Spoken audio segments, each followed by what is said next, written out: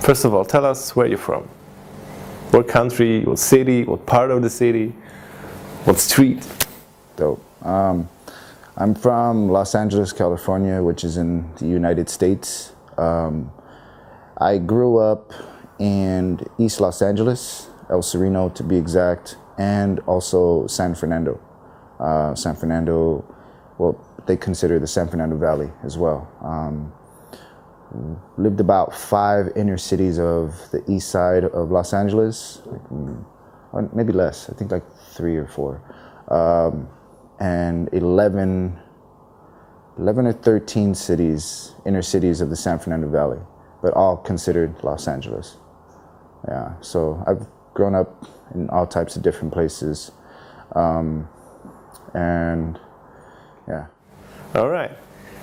What is the vibe of the city, and is it still the same as when you were a kid? And how the vibe of the place and, you know, the LA area, like, is something that make you who you are? LA is an interesting place because, I mean, Hollywood is in LA, you know, so you have a lot of opportunity to be something that you want to be. You can be anything. You can be anybody you want to be. It's interesting because we have a lot of people that come from different areas, different countries, different cities, different states. They all come to Los Angeles to make something of themselves or of their talent, you know? So you have a lot of musicians, you have a lot of music, a lot of rappers, a lot of MCs, you have a lot of dancers, you have a lot of freestylers, and a lot of artists, graph artists, people like tattoo artists. Like, there's so much culture in LA. So growing up, I was always like just trying to get by. You know, my mom was a single mom, and for a long time I was just taking buses from different city to city. I was never home. Literally, I was never home. You know, it's no different now. Like, I'm traveling, taking, you know, planes everywhere, but I was never home, man. And because I always wanted to get into something. There was always something to get into. But what I've come to realize is that every age you have kind of like a change of groups. You know, the people you hang out with, the people that you're with that do what you love to do. Like, you kind of put yourself in places where you fit in, you know? Yeah. And I'm not trying to fit in. I just have similar interests to people that love music, for instance, you know, or love dance, or love graffiti, or love hip hop culture in general. So LA had a lot of like hip hop culture revamped in the 90s. So back then, you know, back in like from 1990, I would say, for myself, speaking for myself, I'm sure it's totally different. Like from 1993 all the way till 1999, like you could rock fat laces on your shoes, graffiti on your back, and people knew you were something, a part of the culture. And it was interesting because like that was the lifestyle at that time, you know. You go to thrift shops and crate dig, you'd pick up records. You would go to jams and just meet random people or battle all the time, you know. And I'm a teenager at the time, so imagine being like in the 20s, a little bit more mature, and then seeing all these youngsters like doing stuff that the lifestyle of the 90s was really about, like representing something more than yourself. If you were part of gangs, you were representing gangs 100%. If you were a tagger, you were representing tagging 100%. If you were a graph head, you were a graph head 100%. There was no like how it is now, you know, everybody kind of looks the same, or you don't know who is who, and so everybody kind of had a real label. It was really interesting. Like we all built a label, an image for ourselves growing up. So yeah, times have changed because trends started becoming a fad, and it's always been, you know, there's always been a trend. And what I've come to notice when the 2000s hit, people started getting certain haircuts. Everybody started looking the same. People started wearing denim, started looking the same. Everybody started wearing like Sean John or FUBU and started looking the same, wearing Air Force One shoes, started looking the same. So I'm like tripping out, you know, because I'm going, okay, so, you know, hip hop comes back into the scene, started taking over the radio like late 90s, and now the trends start to happen.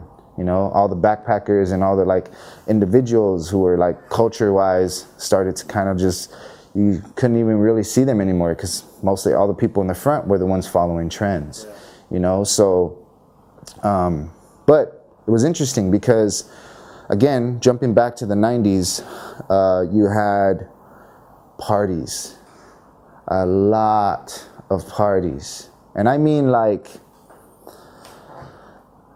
your goal was to have a name, to represent something or yourself. Like if you were a DJ, you were DJ such and such, and you were on this flyer playing this party. If you were a part of a crew, your crew was on this flyer, you know, representing. Like you were, it was just crazy. Like everybody had, I think, more of a culture of like the party atmosphere back then than now, you know, and it was all good times. It was all good times. It was really like, it was music, it was freedom, it was, you know, it wasn't as trendy, it was just pretty much everybody a free-for-all for what we could, you know, create. As the 2000s hit, my life changed. I realized that, you know, even like metal music came back in. I started going to metal concerts. I started going mosh pitting. We'd get into fights. We'd just do some crazy stuff. And then smoking weed was a trend. That started becoming more and more as like the 90s generation kind of flooded into the 2000s. It was like a cycle all over again, you know? You had Cypress Hill like running concerts and throwing concerts called the Smoke Fest, or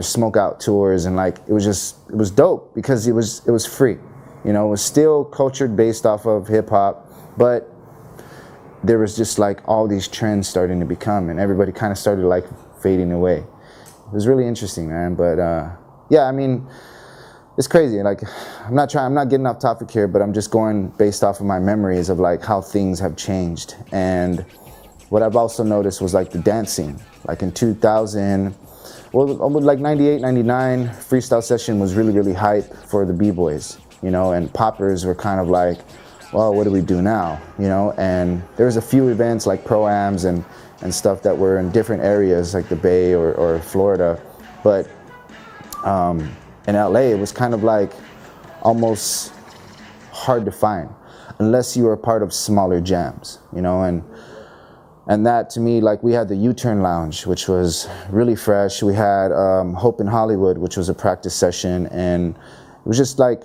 certain practice sessions that we would have here and there, and that would start to bring the poppers out, because you would have popping battles, and you had mixture of styles. You had liquid versus popping, you know. Yeah, it was really interesting because at the time too, you had the rave scene when hip hop culture was also coming back.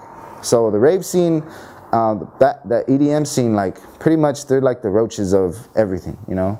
Like they will never go away. That scene will never die. No matter how bad people hate EDM, it doesn't matter. It's so free that you cannot kill that. You know what I'm saying? Like, and so a lot of my friends were like ravers, were groovers, and it was dope because it always kept that atmosphere alive. And that's the interesting part, because you could live a normal life, and let's say I quit school and became a mechanic and I just worked on cars for the rest of my life. Hey, you know, I could go to college, go to MTI and just get a degree, and I can work on cars and do all this new cool stuff. Or I could be an individual and just dance and enjoy all the different scenes of dance. You had the EDM, you had the hip hop scene, you had the freestyle scene, you had the industry. The vibe of it now is completely like, it's almost hard to find what really LA is about, because there's so many people that decided to finally come and make their dreams possible. You know what I'm saying? But, you know, so my second point is, you know, if you come to LA, and I'm saying like, it's fun. Like, it's fun. It's always fun to have a good time. However, find people from LA that grew up in Los Angeles and find out what's going on from there. And I guarantee you there's floods of different groups that you can weave in and out of. You don't necessarily have to fit in any of them, and just be you 100%, and you'll find what LA is really about. Nice. Yeah. I want to go to LA. Yeah, man. All right, let's talk about your family. Do you have a big one? Yeah, I have a huge family. I'm Mexican, so we're just, for some reason, we just can't keep it in our pants, you know? And now, like, more than ever, like, all my cousins and, you know, are having kids. My brothers and sisters have kids. Like, everybody's, even my brothers and sisters' kids are having kids. Yeah, my dad's side is, again, from LA, but they're spread out all over Los Angeles. And now all the cousins that I grew up with that are older than me have kids who have kids. My mom's side, another huge group. It's like two separate families from that end. It's like my grandmother's family and then my father's family. Yeah. So we have, you know, so my father's side is Rodriguez, my mother's side is Avila. So I have, like, I don't carry two last names. I have my father's name, but that's my family split apart, you know. And I'm still meeting cousins I haven't met. I'm barely, like, I was on Instagram, like, this last trip in Mexico and talking to a cousin. She was like, hey, I'm over here, you know, in this city. And I was like, holy crap. She's like, yeah, I remember you from, you know, we had the family reunions at this lake. And I was like, oh shit, yeah, I remember that. Like, yeah. She's like, yeah, you were always, you know, dancing and causing trouble. I was like, yeah, that was pretty bad back then. But yeah, so I have a huge family, man. I have my mom, my dad, haven't been together for a very, very long time. Both of my parents had kids. My dad had Jaramillo and Nitani, and then my mom had Eugene and Priscilla. So both boy and girl. They're about, my sister Priscilla is the oldest from my mom's side. My brother Eugene, she's 8 years older than me. My brother Eugene is 7 years older than me.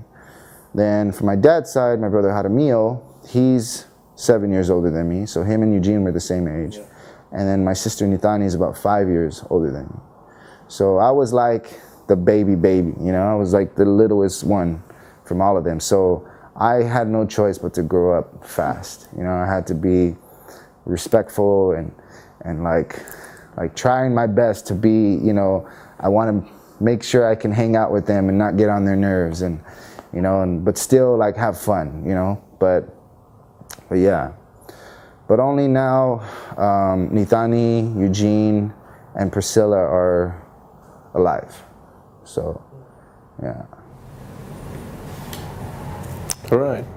Is there someone really special in your family that you look up to?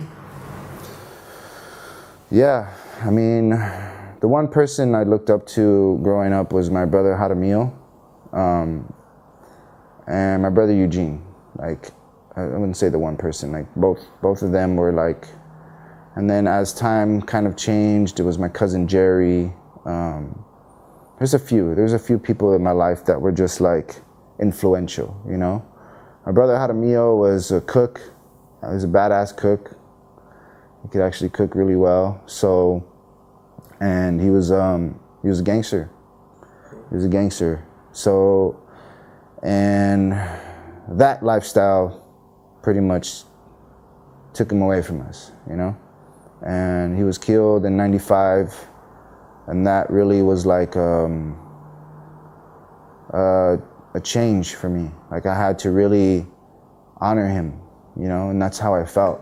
Like however best I could, man. And by dancing was the only thing for me that really kept that honor going, because it was the one way where I could be me. I didn't have to be a follower, you know. I didn't have to follow being in a gang or being in a neighborhood and following the rules of the streets and the rules of, you know, their political, like their politics and gang life. So it was a struggle, you know, trying to figure out how to veer away from all my friends who were gangsters, you know, and they all understood it. They were like, dude, like, do your thing, you know, we still got your back 100%. And no matter what, I still love to hang out with them, like all the dudes I grew up with. But it was just as people, you know what I'm saying? It wasn't necessarily the whole gang life, but it was just growing up, going to these parties, and I would see a bunch of, you know, gangsters lined up, and then one of them's like one of my boys, like, oh shit, what's up, bro? You know what I'm saying? And it's like, it's interesting, man, like how to, you know, facing those obstacles. My brother Eugene was like another hero of mine because he lived the street life. You know, he still lived the street life. He was a tagger for a very long time and then became a gangster eventually. But the fact that, you know, he was out, you know, marking his territory, you know, putting out some stuff, and even putting like "Hi Mom" on one little pipe. My mom would come home from work and she saw this shit, you know. She's like, I saw you, fucker. You know, it was just fucking hilarious, dude. But yeah, it was they were my heroes. And my cousin Jerry was very like influential for me because he helped me understand the culture of hip hop. He helped me push like dance and just the culture in general. Like it wasn't about like this popping culture or, you know, this pop lock life. It was just, it was universal to me. He was a b-boy, he was a popper, he was a dancer, he was a singer, a rapper, and it was just a part of his life, like every day. He just was doing it. And it was really dope to like see that, because, you know, to see somebody raised off of dance culture in general and hip hop culture, like that was my own cousin. You know, I had no idea that I was, you know, related to a gold mine, you know, in my eyes.